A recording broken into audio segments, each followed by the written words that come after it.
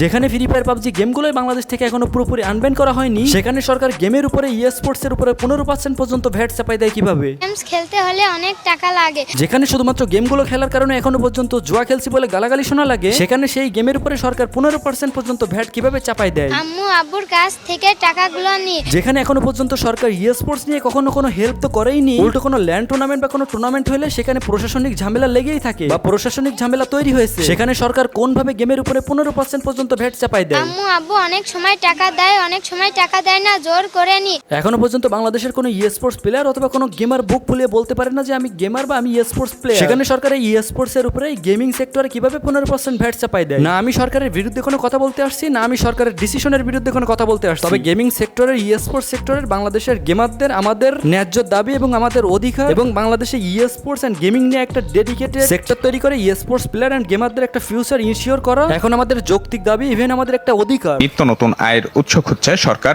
যার অংশ হিসেবে করের আওতায় আসছে অনলাইন গেমিং।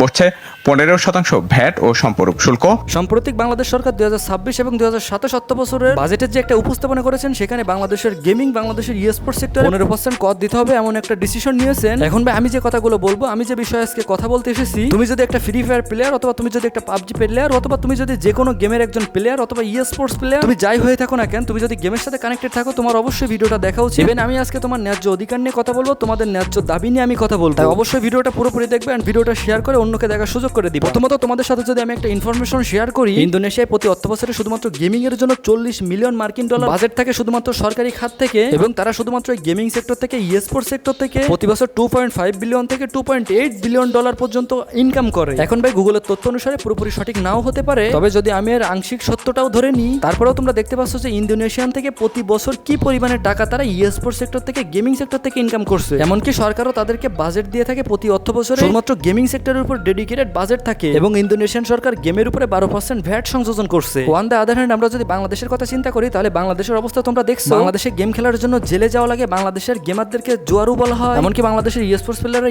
স্পোর্টস খেলার জন্য ফরেন কোনো কান্ট্রিতে যেতে হলে এয়ারপোর্টে তাদের উল্টো পাল্টা কথা শুনতে, এমনকি তাদের বিভিন্ন প্রশ্নের সম্মুখীন হইতে হয়। আমি যদি এইসব পুরনো ইতিহাস, এসব পুরনো কথাবার্তা বাদও দিই, তাহলে বাংলাদেশে এখনো পর্যন্ত ফ্রি ফায়ার গেমটা ব্যান অবস্থায় আছে। তো যে গেমগুলো এখনো পর্যন্ত ব্যান আছে, সেই গেমের উপরে কিভাবে ভ্যাট 15% সংযোজন করা হয়, এটা আমি ভাই কোনোভাবে বুঝতে পারছি না। রিসেন্টলি আবার এই যে গেমের উপরে ভ্যাট ট্যাক্স, আজ পর্যন্ত সিটি দেখলাম না যে বাংলাদেশে এই গেমটারে প্রমোট করার জন্য ভালো কোনো দিক প্রমোট করতে আজ পর্যন্ত। স্পোর্টস সেক্টরে 15% ভ্যাট বসাতে চাই এনবিআর সরকার। স্পোর্টস এর জন্য আজ নাগাদ কি উপকার করেছে যে গেমাররা খুশির ঠেলায় নেচে নেচে সরকারকে কর দিবে।